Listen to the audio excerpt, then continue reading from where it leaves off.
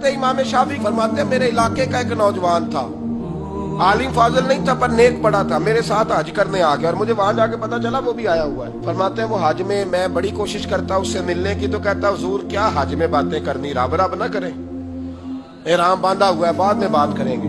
फरमाते मौका ही ना देता, जवान था बड़ा परहेजगार।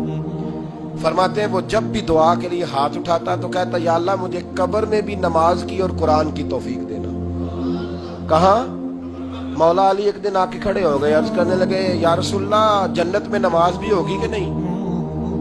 हुजूर ने फरमाया अली नमाज की जगह तो ये है, वहां तो अजर मिलेगा नमाज का। तो अर्ज करने लगे हुजूर जहां नमाज नहीं ना होती अली को मजा कोई नहीं आता दिन गुजारने का, नमाज मिलेगी ना वहां? कहा जी अल्लाह ही खैर करे, मैंने बयान ही बड़ा मुश्किल शुरू कर दिया।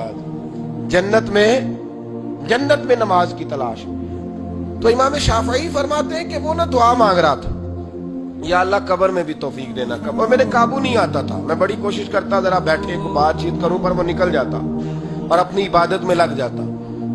फरमाने लगे एक दिन ना वो हकीम के पास बैठ के कुरान पाक पढ़ रहा था, मैं 2-3 दफा गुजरा तो पढ़ ही रहा था, मैंने कहा आज काबू आ गया है। मैं उसके पीछे बैठ गया और मेरे दिल में ख्याल था कि जितना भी आज पड़ेगा ना मैंने इसे 2-4 बातें करके ही जाना है। आप फरमाते भी मेरे दिल में ख्याल आया, उसने कुरान मजीद समेटा और मेरी तरफ देख के कहने लगा हुजूर मैं भी आपका इंतजार कर रहा था, आज मेरा भी दिल था आपसे मिलने। कहते मैं खुश हो गया, लेकिन उसने कमाल कर दी, जेब से चंद दिनार निकाले और कहने लगा हुजूर आज जोहर की नमाज के बाद ना मेरा इंतकाल हो जाएगा, तो ये ना पैसे रख लें, कफन खरीद के ना तो मेरा जनाजा पढ़ के तो यहाँ जन्नतुल माला में दफन कर दें। इमाम साहब कहते हैं मैं अगले लफ्ज कहने लगा था कि मुझ पे सख्ता आ गया, कहने लगा हुजूर मेहरबानी कर दें कि आप मेरे इलाके के, तो मैं चुप कर गया। जोहर की नमाज मैंने दोबारा उस जगह पढ़ी तो मेरे साथ सफ में मौजूद था, फर्ज भी इकट्ठे पढ़े, सुन्नतें भी इकट्ठी पढ़ी, नफल पढ़ के जब मैंने तवज्जो की तो वो जमीन पे लेटा हुआ था। मैं करीब जा रहा था तो उसके कलमे की आवाज मेरे कानों में आ रही थी और जब तक मैं उसके पास पहुंचा उसकी रूह परवाज कर गई। अरश फरश्ते बांगा मिलियां, मक्के पै गई शोर, बुल्ले शाह ऐसा नहीं मरना, इतने मर गया ही कोई होर। आप फरमाते मैंने गुस्ल दिया, कफन दिया, दफन कर दिया। कई सालों के बाद मैं दोबारा आया, उसी जन्नतुल माला में मुझे एक और जनाजा पढ़ने का मौका मिला। मेरे दिल में हमेशा ख्याल आता था कि वो तो कहता था या अल्लाह कब्र में भी कुरान की तौफीक देना, तो या अल्लाह मुझे दिखा वहां पढ़ता है कि नहीं पढ़ता।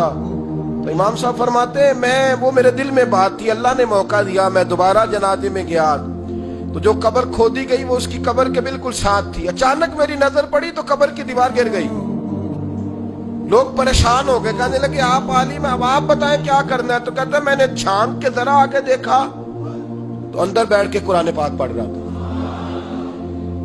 तो मेरी तरफ देख के कहने लगा अस्सलामु अलैकुम इमाम साहब ये दीवार शिवार कोई नहीं गिरी, ये अल्लाह ने आपकी दुआ कबूल कर ली है।